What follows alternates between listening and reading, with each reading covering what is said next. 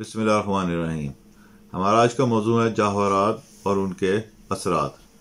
जवाहरात के असरात, लोग इसके कायल भी हैं, लोग इसके कायल नहीं भी हैं, लोग इसके हक में भी हैं, लोग इसके मुखालिफ भी हैं। दरअसल तवाज़न एक ऐसी चीज़ है जो अगर आदमी की गुफ्तगू में ना शामिल हो तो इल्मी तौर पर भी वो एक मतवाज़न गुफ्तगू नहीं होती और दीगर दुनियावी तौर पर भी उसे हम एक मुस्तनद दलाइल के साथ बात करने से कासर फ़र्द की अलामत के तौर पे लेते हैं। देखें, जवाहरात या कीमती पत्थर या जेमस्टोन्स जो हैं, ये बज़ाते खुद अगर ये कहा जाए कि ये इंसान की किस्मत बदलने का बाइस बनते हैं तो ऐसा नहीं है। दरअसल जो बात समझने की है वो ये है कि दुनिया की हर चीज़ एक ख़ास रेडिएशन के तहत है। इंसानी जिस्म में से भी शुआएं खारिज हो रही हैं। आप जो पानी पी रहे हैं, जो आपने गिलास हाथ में पकड़ा हुआ है, जो पत्थर है, इसके अंदर से भी एक ख़ास रेडिएशन उसकी निकल रही है। होता यह है कि ये पत्थरों की जो रेडिएशन है, जब फ़र्द के जिस्म से निकलने वाली रेडिएशन के साथ मुंसलिक होती है तो वो उसकी रेडिएशन को या फ़ायदा देगी या नुकसान देगी।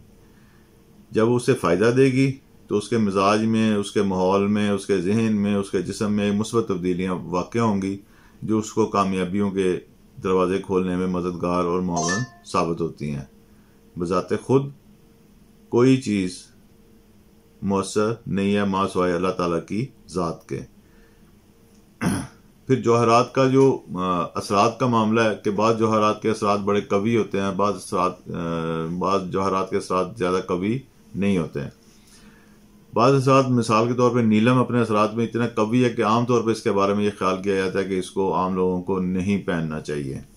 ये बात अपनी जगह पे दुरुस्त भी है कि बिला किसी मशवरे के किसी मुस्तनद आदमी से, मुस्तनद मुनज्जम से, या वो फ़र्द जो पत्थरों के इल्म के ऊपर अबूर रखता हो, जवाहरात का इल्म उसकी समझ में हो, पत्थरों का इस्तेमाल नहीं करना चाहिए।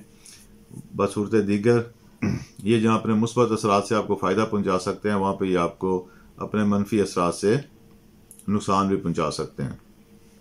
मसलन पुखराज है, ये माली मामलात के लिए बहुत मौसर और मुआवन माना गया है। अतारत आपके तारज़ेन से मुंसलिक करता है और ज़ुमरद इसका मंसूबी पत्थर है। पढ़ने लिखने के मामलात में ये बहुत मौसर साबित होता है। इसी तरह प्रॉपर्टी का काम है या दीगर है तो ज़ोहल से मंसूब पत्थर नीलम हमें उसमें फ़ायदा दे सकता है। लेकिन ये जो असरात है पत्थरों के, ये अमूमी है। हतमी तौर पर इनके क्या असरात होंगे ये वही फ़र्द जान सकता है जो इस इल्म पे मुकम्मल अबूर रखता हो। मिसाल के तौर पे कोई भी आदमी जो कोई पत्थर पहनना चाह रहा है, उसका एक ख़ास जायचा है, उसका एक नाम है, उसकी वालदा का नाम है, वो एक ख़ास वक्त में पैदा हुआ है, एक ख़ास शहर या एक मुकाम पे उसकी पैदाइश हुई है। ये सारी चीज़ें एक जायचे की सूरत में एक मुनज्जम देख सकता है और वही बता सकता है कि हतमी तौर पर किसी फ़र्द को नीलम पहनना चाहिए। माली खुशकिस्मती के लिए मंसूब अमूमी पत्थर पुखराज या सुनहला पुखराज का इस्तेमाल उसको फ़ायदा देगा या नहीं देगा, उसके असरात उसके लिए ठीक रहेंगे या नहीं रहेंगे, ये सारी बातें ऐसे हैं कि इसे आप सरसरी तौर पे नहीं लें। अगर आप वाक़तन जवाहरात के असरात से फ़ायदा उठाना चाहते हैं तो उसके लिए किसी मुस्तनद फ़र्द की आप रहनुमाई हासिल कर लें तो ज़्यादा बेहतर है।